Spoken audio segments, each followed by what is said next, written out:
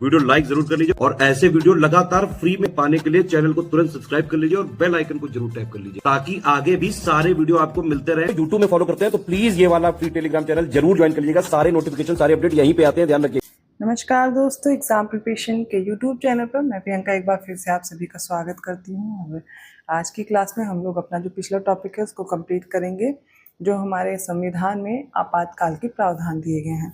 तो 3 तरह से आपातकाल आपने समझा था, राष्ट्रीय आपातकाल, राष्ट्रपति शासन और वित्तीय आपातकाल, जिसमें हम लोग नेशनल इमरजेंसी या फिर राष्ट्रीय आपातकाल को डिस्कस कर रहे थे। और इस क्लास को स्टार्ट करने से पहले मैं बताना चाहूँगी, जो भी बच्चे न्यू है इस चैनल पर, तो ये यूपीपीसीएस के लिए जो भी एग्जाम्स की प्रिपरेशन कर रहे हैं तो वो इस चैनल पर विजिट करेंगे, आपको सारी प्लेलिस्ट मिल जाएंगी। रिवीजन के लिए काफ़ी इंपॉर्टेंट क्लासेस चल रही हैं। 50 मोस्ट इंपॉर्टेंट टॉपिक मॉर्निंग में है, दोपहर 1 बजे आती है, माफ कीजिएगा, और रात को 9 बजे प्रैक्टिस चल रही है। यूपीपीसीएस के लिए मॉक टेस्ट हो रहे हैं। दोनों क्लासेस इंपॉर्टेंट है और इसके साथ में प्रैक्टिस बैच के साथ भी आप अपनी प्रैक्टिस कर सकते हैं, जो कि ज्ञान सर एजुकेशन ऐप डाउनलोड करके फ्री मॉक टेस्ट भी अवेलेबल है। और प्रैक्टिस बैच अगर आप कंप्लीट ज्वाइन करते हैं तो सिर्फ 99 रुपये में है। सभी कोर्सेज के लिए अवेलेबल है, यूपीएसआई और ये जो यूपीपीसीएस आप दे रहे हैं आरओआरओ के लिए भी। और मेंटरशिप प्रोग्राम से जुड़ेंगे तो कंप्लीट कोर्स मिल जाएगा आपको, जिसमें शॉर्ट नोट्स के साथ वीडियो क्लासेस हैं और उसी के साथ में आपको प्रैक्टिस भी कराई जाएगी सीसेट प्लस जीएस की। ज़्यादा इन्फॉर्मेशन के लिए आप ज्ञान सर एजुकेशन ऐप डाउनलोड करके अपने कोर्सेज को देख सकते हैं। ज्ञान सर डिस्काउंट कूपन कोड है, अप्लाई करना मत भूलिएगा डिस्काउंट के लिए। तो चलिए आज की क्लास स्टार्ट करते हैं। हमने पढ़ा था राष्ट्रीय आपातकाल के बारे में। आज तीनों टाइप की इमरजेंसी को हम कंप्लीट करने वाले हैं। मैंने ये एक्सप्लेन कर दिया था कि आर्टिकल 352 में नेशनल इमरजेंसी है। 3 तरह के अगर खतरे उत्पन्न होते हैं तो फिर भारत की सुरक्षा के लिए नेशनल इमरजेंसी लगाई जाती है। वॉर, एक्सटर्नल एग्रेशन हो या फिर आर्म्ड रिबेलियन हो, ठीक है। आंतरिक गड़बड़ी शब्द पहले था लेकिन उसको हटा दिया गया था 44th अमेंडमेंट के जरिए से 1978 में, और इसकी जगह पर कौन सा शब्द यूज किया गया, तो आर्म्ड रिबेलियन या फिर सशस्त्र विद्रोह। अगर ऐसा होता है तो ही क्या होगा, राष्ट्रीय आपातकाल लग सकता है। अब आगे की जानकारी हम लोग देखते हैं। तो जब राष्ट्रीय आपातकाल की घोषणा लागू होती है तब लोकसभा का कार्यकाल, इसके सामान्य कार्यकाल जो 5 वर्ष का है, इससे आगे संसद द्वारा विधि बनाकर 1 वर्ष के लिए बढ़ाया जा सकता है। देखिए 1-1 वर्ष करके बढ़ाया जा सकता है, इस तरह से कितने भी समय के लिए बढ़ाई जा सकती है। किंतु यह विस्तार आपातकाल की समाप्ति के बाद 6 माह से ज़्यादा नहीं हो सकती। यहाँ से प्रश्न बनता है, तो आप समझिएगा कैसे बनेगा, कि आपसे पूछा जाएगा कि संसद विधि बनाकर आपातकाल के समय कितने वर्ष के लिए कितने वर्ष के लिए कार्यकाल बढ़ा सकती है। तो आप देखेंगे एक समय में 1 वर्ष के लिए और अनिश्चित समय तक, जब तक आपातकाल लागू है। लेकिन आपातकाल हटने के बाद सिर्फ 6 माह तक ही ये लागू होगा, उसके बाद नहीं हो सकता। उदाहरण के लिए 5वीं लोकसभा, जो कि 1971 से 1977 का कार्यकाल 2 बार एक समय में 1 वर्ष के लिए बढ़ाया गया था, ठीक है। और आर्टिकल 358 और आर्टिकल 359 भी याद रखिएगा, राष्ट्रीय आपातकाल में मूल अधिकार पर प्रभाव का वर्णन करते हैं। कैसे, तो आर्टिकल 358 कहता है अनुच्छेद 19 द्वारा दिए गए मूल अधिकारों के निलंबन से संबंधित है। मतलब आर्टिकल 358 में बताया गया है कि आपातकाल के समय जो ये आर्टिकल 19 है ये क्या होगा, निरस्त हो जाता है। जबकि अनुच्छेद 359 अन्य मूल अधिकारों के निलंबन से संबंधित है। मतलब आर्टिकल 358 क्या कहता है कि अगर राष्ट्रीय आपातकाल लगा है तो 19 के द्वारा जो आपको मूल अधिकार दिए गए हैं वो क्या हो जाएंगे, वो उस समय प्रवृत्त नहीं होंगे, वो निरस्त हो जाएंगे। अगला है आर्टिकल 359, इसमें कहा गया आर्टिकल 20 और 21 को छोड़कर जितने भी मौलिक अधिकार दिए गए हैं वो सारे निलंबित हो जाएंगे, ठीक है। दोनों आर्टिकल इंपॉर्टेंट है, पूछे जा सकते हैं। अब देखते हैं अब तक कितनी बार आपातकाल की घोषणा की गई है। भारतीय संविधान के तहत अब तक 3 बार आपातकाल घोषित किया गया, राष्ट्रीय आपातकाल 1962 में, 1971 में और 1975 में। और राष्ट्रीय आपातकाल के बारे में आप अपना नया टॉपिक भी करंट अफेयर में इसमें पढ़ रहे हैं तो आपको ये डेट याद होनी चाहिए। पहला राष्ट्रीय आपातकाल लगा था अक्टूबर 1962 में। पहला राष्ट्रीय आपातकाल जब ये शुरू होता है तो नॉर्थ ईस्ट फ्रंटियर एजेंसी जब अरुणाचल प्रदेश में चीनी आक्रमण करते हैं तो इसके कारण से लागू कर दिया गया था, और यह जनवरी 1968 तक जारी रहता है। और 1965 में पाकिस्तान के विरुद्ध हुए युद्ध में नया आपातकाल जारी करने की आवश्यकता नहीं हुई थी, क्योंकि उस समय इमरजेंसी चल रही थी।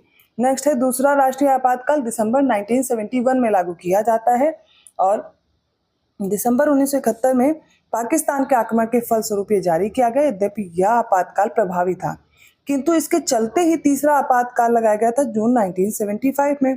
तो दूसरा और तीसरा दोनों ही आपातकाल घोषणाएं समाप्त कब होती हैं? 1977 में। और तीसरे राष्ट्रीय आपातकाल की बात करें तो जून 1975 में लगाया था। पहली दो आपातकाल की घोषणा हुई थी 1962, 1971 वाला चल रहा था, उसी पर बाह्य आक्रमण के आधार पर, जबकि तीसरी बार आपातकाल 1975 में लगाया गया था जब आंतरिक उपद्रव के कारण था और कुछ लोग पुलिस और सशस्त्र बलों को उनके कार्य और नित्य कर्तव्यों के विरुद्ध उन्हें भड़का रहे थे। 1975 में घोषित आपातकाल, ये आंतरिक आपातकाल सबसे ज्यादा विवादास्पद सिद्ध हुआ क्योंकि उस समय आपातकाल में अधिकारों के दुरुपयोग के विरुद्ध व्यापक विरोध हुआ था। आपातकाल के बाद 1977 में हुए लोकसभा चुनावों में इंदिरा गांधी के नेतृत्व की जो कांग्रेस पार्टी थी वो उस समय पराजित हो गई थी और जनता दल सत्ता आ गई थी। इस सरकार ने 1975 में घोषित आपातकाल के कारणों और परिस्थितियों को पता लगाने के लिए एक आयोग का गठन किया गया था। उस आयोग का नाम क्या है? शाह आयोग है। और आयोग ने आपातकाल को तर्कसंगत नहीं बताया था। और जो ये 44th अमेंडमेंट होता है 1978 में, इसमें कहा गया कि जिसमें आपातकालीन अधिकारों के दुरुपयोग को रोकने के लिए कुछ प्रावधान किए गए। क्या किए गए? कि जो आंतरिक विद्रोह है इसको हटाकर यहाँ पर क्या किया गया? सशस्त्र विद्रोह शब्द लाया गया। नेक्स्ट है राष्ट्रपति शासन। इसका प्रावधान किस में दिया गया? आर्टिकल 356 में। तो अनुच्छेद 355 प्रत्येक राज्य को बाहरी आक्रमण और आंतरिक अशांति से बचाने और या सुनिश्चित करने के लिए केंद्र को इस कर्तव्य के लिए विवश करता है कि प्रत्येक राज्य की सरकार संविधान के प्रावधानों के अनुसार चल रही है। इस कर्तव्य के अनुपालन के लिए केंद्र अनुच्छेद 356 के अंतर्गत राज्य में संविधान तंत्र के विफल हो जाने पर राज्य सरकार को अपने नियंत्रण में ले सकता है। यदि राज्यों में जो ये तंत्र है, जो कि संवैधानिक तंत्र है, अगर ये विफल हो जाता है, संविधान के अनुरूप कार्य नहीं कर रहा है राष्ट्र, तो क्या किया जाता है? वहां पर राष्ट्रपति शासन आ जाता है। यह सामान्य रूप से राष्ट्रपति शासन के रूप में जाना जाता है। इसे राज्य आपात या संवैधानिक आपातकाल भी कहते हैं। जब किसी राज्य में राष्ट्रपति शासन लागू होता है तो राष्ट्रपति को कौन कौन सी शक्तियां प्राप्त होती हैं, यहाँ से प्रश्न बनता है। तो देखिए, वह राज्य सरकार के कार्य अपने हाथ में ले लेगा और उसे राज्यपाल तथा अन्य कार्यकारी अधिकारियों की शक्ति प्राप्त हो जाती है और यह घोषणा कर सकता है कि संसद राज्य विधायिका की शक्तियों का प्रयोग करेंगे। तीसरा है, वह वे सभी आवश्यक कदम उठा सकता है जिसमें राज्य के किसी भी निकाय या प्राधिकरण से संबंधित संवैधानिक प्रावधानों को निलंबन करना शामिल है। क्या होता है जब राज्य में राष्ट्रपति शासन लागू होता है? तो राष्ट्रपति मुख्यमंत्री के नेतृत्व वाली जो मंत्रिपरिषद उसको भंग कर देता है और राज्य का जो राज्यपाल है वो राष्ट्रपति के नाम पर राज्य सचिव की सहायता से अथवा राष्ट्रपति द्वारा नियुक्त किसी सलाहकार की सहायता से राज्य का प्रशासन चलाता है। यही कारण है कि आर्टिकल 356 के अंतर्गत की गई घोषणा को राज्य में राष्ट्रपति शासन कहते हैं और इसके अतिरिक्त राष्ट्रपति राज्य विधानसभा को विघटित या निलंबित कर सकता है और संसद राज्य के विधेयक और बजट प्रस्ताव को पारित करती है। तो सबसे पहले राष्ट्रपति शासन कब लगाया गया? 1951 में पंजाब में लगाया गया था। और वित्तीय आपातकाल के बारे में आप जानते हैं, आर्टिकल 360 में दिया गया है।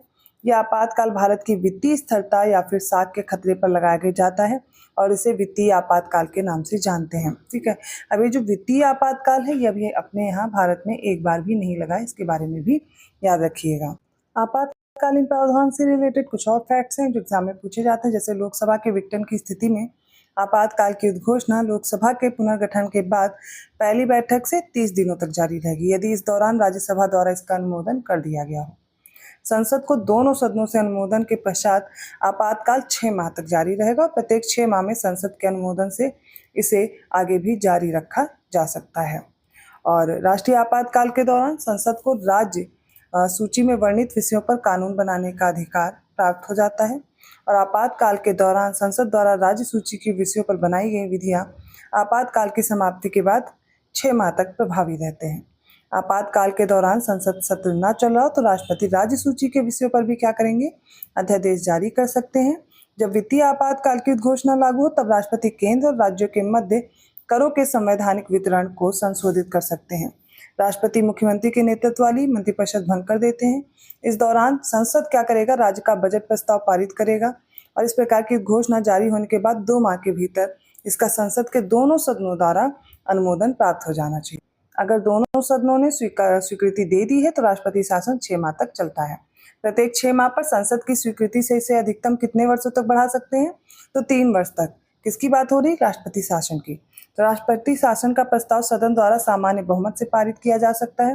राष्ट्रपति यदि संतुष्ट हो कि ऐसी स्थिति उत्पन्न हो गई है कि भारत या उसके किसी क्षेत्र को वित्तीय स्थिति खतरे में है, तो वित्तीय आपातकाल की घोषणा करता है और इस घोषणा को घोषित तिथि के 2 माह के अंदर संसद की स्वीकृति मिलना अनिवार्य होता है।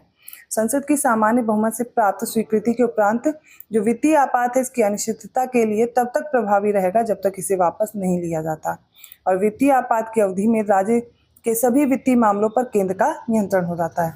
हालांकि अभी तक वित्तीय आपातकाल लागू ही नहीं हुआ है।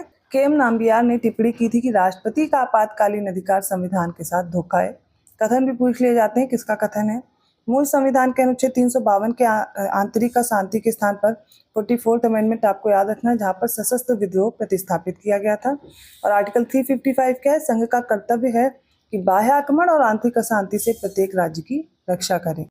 यदि किसी राज्य के राज्यपाल को राज्य में संवैधानिक विफलता दिखाई दे तो वह इसके तहत राष्ट्रपति के उस राज्य में राष्ट्रपति शासन की अनुशंसा कर सकता है।